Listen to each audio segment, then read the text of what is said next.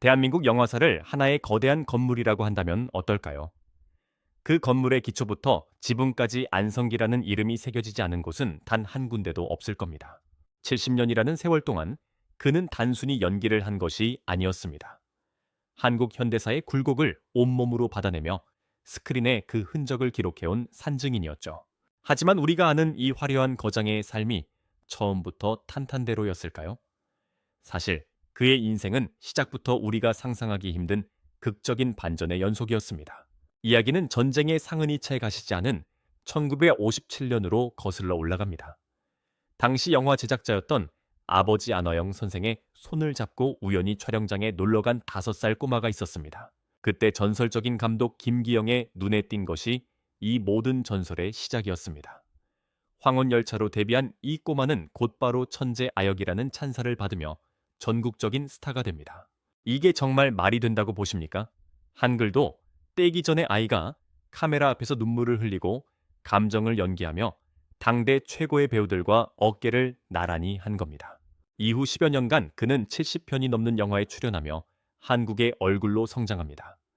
하지만 너무 일찍 찾아온 성공은 오히려 독이 되어 돌아왔습니다. 변성기가 찾아오고 소년의 티를 벗어가는 그를 대중은 갑자기 낯설어하기 시작했습니다. 사람들은 여전히 그가 귀여운 꼬마로 남아있기를 바랐고 성인이 되어가는 안성기를 배우로 인정하려 하지 않았습니다. 결국 그는 카메라를 떠나 1970년대 내내 강제적인 침묵의 시간을 가져야 했습니다. 과연 그가 다시 스크린으로 돌아올 수 있었을까요? 그는 한국 외국어대학교에 진학하고 ROTC 장교로 복무하며 철저히 잊힌 존재가 되기로 결심합니다. 하지만 이 10년의 공백은 그에게 실패의 시간이 아니었습니다. 오히려 스타라는 허물을 벗고 인간의 본질을 탐구하는 소중한 걸음이 되었죠. 제대 후 다시 충무로를 찾았을 때 사람들은 그를 보고 혀를 찼습니다. 이제 와서 무슨 연기를 다시 하느냐는 비아냥이 쏟아졌지만 그는 묵묵히 단역부터 다시 시작했습니다. 운명의 수레바퀴가 다시 돌기 시작한 건 1980년이었습니다.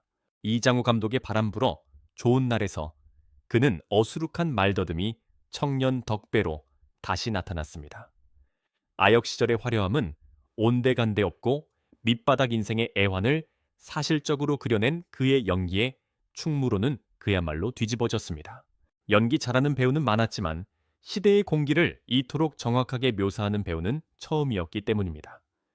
이 작품을 기점으로 대한민국 영화계는 안성기 이전과 이후로 나뉘게 됩니다. 그는 더 이상 과거의 아역 스타가 아니라 새로운 시대를 여는 혁명가가 되어 있었습니다. 덕배의 성공 이후 1980년대 충무로는 안성기라는 거대한 파도에 휩쓸리게 됩니다. 이게 어느 정도였는지 상상이 가십니까? 당시 제작되는 거의 모든 영화의 시나리오가 그를 거쳐갔고 그가 출연하지 않으면 영화가 완성되지 않는다는 말이 돌 정도였습니다. 특히 배창우 감독과의 만남은 한국 영화 역사상 가장 빛나는 파트너십으로 기록됩니다. 그는 단순히 멋진 주인공에 머물지 않았습니다. 때로는 바보처럼, 때로는 광기 어린 불황자로 변신하며 관객들을 스크린 속으로 끌어당겼습니다. 고래사냥 촬영 당시의 일화는 지금 들어도 혀를 내두르게 합니다. 영화의 추위 속에서 한강 물에 직접 뛰어들어야 했던 장면을 기억하십니까? 대역을 써도 될 법한 위험한 상황이었지만 그는 주저없이 차가운 물속으로 몸을 던졌습니다. 스태프들이 발을 동동 구르며 걱정할 때도 그는 오히려 껄껄 웃으며 촬영장의 분위기를 주도했습니다. 이런 지독한 프로 정신은 1985년 깊고 푸른 밤에서 정점에 달합니다. 아메리칸 드림의 허상을 쫓는 백호 역을 맡아 보여준 그 서늘한 눈빛은 그의 대종상 나무주연상을 그에게 안겨주었습니다. 80년대 내내 그는 시상식의 단골 손님이었고 대중은 그를 보며 한국 영화의 품격을 느꼈습니다.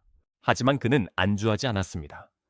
1990년대에 들어서며 그는 또 한 번의 거대한 도박을 감행하게 됩니다. 바로 영화 투캅스입니다. 그때까지 안성기는 정의롭고 진지한 배우의 상징과도 같았습니다. 그런데 그런 그가 비리 형사로 변신해 코미디 연기를 한다고 했을 때 영화계의 우려는 대단했습니다. 결과는 어땠을까요?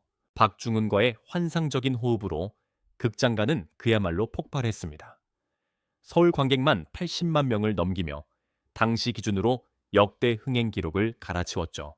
엄숙함을 내려놓고 능청스럽게 관객을 웃기는 그의 모습에서 사람들은 국민 배우의 또 다른 가능성을 보았습니다. 이 시기에 그를 상징하는 또 하나의 키워드가 생겨납니다. 바로 30년 넘게 이어진 유명 커피 광고입니다. 강산이 3번이나 변하는 동안 한 브랜드의 모델로 활동한다는 것. 이게 상식적으로 가능하다고 보십니까? 광고주들은 말합니다. 안성기라는 이름 3글자가 주는 신뢰감은 그 어떤 마케팅으로도 대체할 수 없다고 말이죠. 그는 광고 모델료를 받을 때조차 자신의 품위를 지켰습니다. 수익의 상당 부분을 보이지 않는 곳에 기부하며 배우로서의 사회적 책임을 다했습니다. 대중이 그를 단순히 영의자라는 배우를 넘어 진짜 어른으로 존경하기 시작한 것도 바로 이 무렵부터였습니다. 성공의 정점에 서 있던 그는 이제 자신의 안위가 아닌 한국 영화 전체를 걱정하기 시작합니다. 1990년대 후반 할리우드 거대 자본이 한국 시장을 잠식하려 하자 그는 가장 먼저 거리로 나섰습니다. 스크린 쿼터를 사수해야 우리 영화의 뿌리가 살 수 있다는 그의 외침은 동료 선후배 배우들을 하나로 묶는 구심점이 되었습니다. 레드카펫 위에 화려한 드레스 대신 아스팔트 위의 투쟁복을 선택한 그의 모습은 한국 영화인들에게 잊을 수 없는 자부심을 심어주었습니다. 지금 우리가 전 세계를 휩쓰는 K-무비의 영광을 누릴 수 있는 건 과연 누구 덕분일까요? 당시 거센 비바람을 온몸으로 막아냈던 안성기라는 든든한 방파제가 있었기에 가능했던 일입니다. 스크린 쿼터를 사수하기 위해 투쟁하던 그는 다시 본업인 카메라 앞으로 돌아와 한국 영화의 새로운 지평을 엽니다. 2003년 대한민국 영화계는 유례없는 대사건을 맞이하게 되는데 바로 실미도의 개봉입니다. 이 영화에서 그는 냉철하면서도 인간적인 고뇌를 가진 최재현 준이 역을 맡았습니다. 서슬퍼런 카리스마로 훈련병들을 압도하면서도 그들의 운명 앞에 소리 없이 눈물 찢던 그의 연기는 대한민국 영화 사상 최초의 1000만 관객 돌파라는 기적을 일궈냈습니다. 이게 말이 된다고 보십니까? 60세를 바라보는 나이에도 그는 여전히 흥행의 중심에 서 있었고 관객들은 안성기라는 이름 하나만으로 극장을 찾았습니다. 하지만 그는 1000만 배우라는 타이틀에 취해 권위를 세우지 않았습니다. 오히려 2006년 라디오스타라는 소박하고 따뜻한 영화를 통해 우리 곁으로 더 가까이 다가왔습니다. 한때는 잘 나갔던 가수의 곁을 묵묵히 지키는 매니저 박민수 역이었습니다.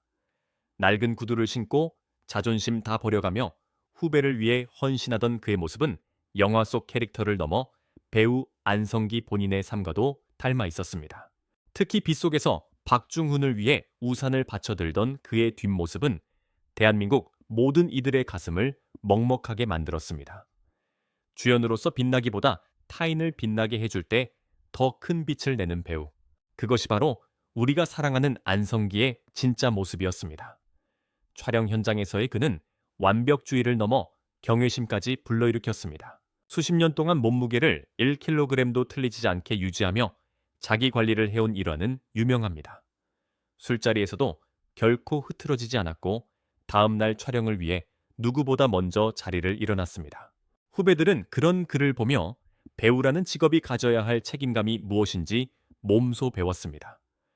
그저 남들보다 1시간 일찍 현장에 도착해 대본을 보고 있는 그의 뒷모습 자체가 후배들에게는 가장 무서운 가르침이었습니다. 송강호와 설경구 같은 대배우들이 그를 살아있는 북극성이라 부르는 이유가 바로 여기에 있습니다. 그렇게 영원한 현역으로 남을 것 같던 그에게 2020년 청천벽력 같은 소식이 전해집니다.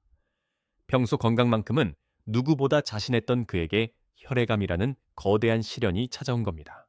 한 시대를 풍미한 거장이 병색이 짙은 모습으로 공식 석상에 나타났을 때 대한민국 전체가 큰 슬픔에 잠겼습니다. 퉁퉁 부은 얼굴과 듬성듬성한 머리칼을 가리기 위해 쓴 가발까지. 하지만 그 위태로운 모습 속에서도 그는 특유의 인자한 미소를 잃지 않았습니다. 항암 치료의 고통 속에서도 그는 이렇게 말했습니다. 내 몸이 아픈 것보다 카메라 앞 서지 못하는 것이 더 고통스럽다고 말이죠. 암세포는 그의 육체를 공격했지만 영화를 향한 그의 열정만큼은 꺾지 못했습니다. 투병 중에도 그는 영화 홍보 활동에 참여하며 관객과의 약속을 지켰습니다. 지팡이를 짚고 힘겹게 한 걸음씩 내디디면서도 마이크를 잡으면 누구보다 또렷한 목소리로 영화를 사랑해달라고 말하던 그 투혼을 기억하십니까? 그것은 단순한 홍보가 아니라 자신의 생명이 다하는 순간까지 배우로 남겠다는 장엄한 선언과도 같았습니다. 사람들은 그제야 깨달았습니다. 안성기라는 배우가 우리 곁에 있다는 것이 얼마나 큰 축복이었는지를 말입니다. 사실 그가 보여준 투혼은 단순히 개인의 의지를 넘어 한국 영화인 전체에게 보내는 무언의 응원가와도 같았습니다. 암투병 중에도 그가 지켜낸 품위는 후배들에게 어떤 연기 지도보다 더 큰 가르침을 주었죠. 평생을 남에게 폐 끼치지 않고 살아온 사람이 자신의 아픔조차 영화를 위해 승화시킨 겁니다. 그는 병세가 호전될 때마다 가장 먼저 유니세프 사무실을 찾거나 영화계 행사를 챙겼습니다. 자신의 건강보다 우리 사회에 소외된 곳과 영화계의 미래를 먼저 걱정하는 그 마음은 가짜로는 흉내조차 낼 수 없는 진심이었습니다. 그의 이런 진심은 영화 현장에서 아주 작은 배려들로 나타나곤 했습니다. 수천 명의 스태프가 거쳐가는 촬영장에서 그는 이름 없는 단역 배우나 막내 조명팀원의 이름을 기억해 불러주기로 유명했습니다. 안성기라는 이름이 주는 신뢰는 화려한 수상 이력보다 그가 보여준 일관된 태도에서 나왔습니다. 2026년 1월 5일, 그는 오랜 투병 끝에 70년에 걸친 연기 여정을 마무리했습니다. 다시 현장으로 돌아오겠다는 약속은 지키지 못했지만 그가 남긴 수많은 작품은 이제 한국 영화의 기록으로 남게 되었습니다. 그가 새로운 연기를 보여줄 수 없다는 사실은 한국 영화계에 큰 공백을 의미합니다. 하지만 그 공백은 이미 그가 지난 세월 동안 쌓아온 영화들로 충분히 채워져 있습니다. 안성기의 인생은 곧 한국 영화가 거쳐온 변화의 과정 그 자체였습니다. 전쟁통의 아역 시절부터 80년대의 르네상스와 오늘날의 세계적 성공까지 그는 늘 그 중심에 서 있었습니다. 진정한 성공이란 얼마나 높은 자리에 오르느냐가 아니라 얼마나 오랫동안 그 품격을 지키느냐에 달려 있다는 것을 말이죠. 우리가 그를 영원히 국민 배우로 기억해야 하는 이유는 명확합니다.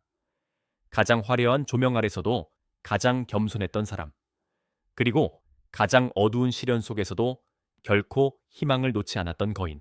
그가 보여준 성실함과 진심은 후배 배우들에게 중요한 이정표가 될 것입니다. 대한민국 영화를 위해 헌신했던 배우 안성기. 이제는 무거운 짐을 내려놓고 평안하게 쉬시길 바랍니다. 안성기라는 이름은 대한민국 영화사가 낳은 가장 찬란한 유산이며 앞으로도 영원히 지지 않는 스크린에 별로 남을 것입니다.